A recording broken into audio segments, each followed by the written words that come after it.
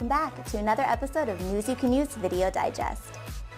The North Carolina Supreme Court ruled that the state elections and ethics boards can remain vacant pending Governor Roy Cooper's legal challenge of Senate Bill 68. The boards merged in June after a 3-judge panel ruled against the governor, but Cooper has yet to appoint any members.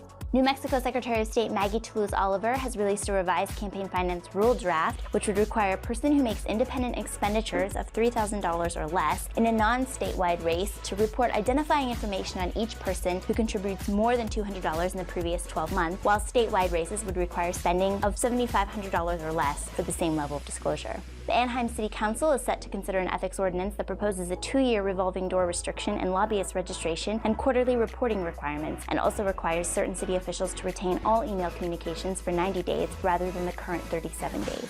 In Sessions and Elections news, Mississippi Governor Phil Bryant announced special elections for vacancies in House Districts 38 and 54 will take place on November 7th. A special runoff election, if necessary, will be held on November 28th. Following a brief adjournment on July 3rd, the Maine legislature convened for one day on July 20th. The legislature will meet for one additional legislative day on August 2nd. Lawmakers will consider possible objections of Governor Paul LePage to any bill or resolution presented to him by the legislature. On July 20th, the Washington legislature adjourned its 3rd special session. Lawmakers were unable to reach agreement on a budget bill due to negotiations breaking down on a water rights bill that was tied to the budget.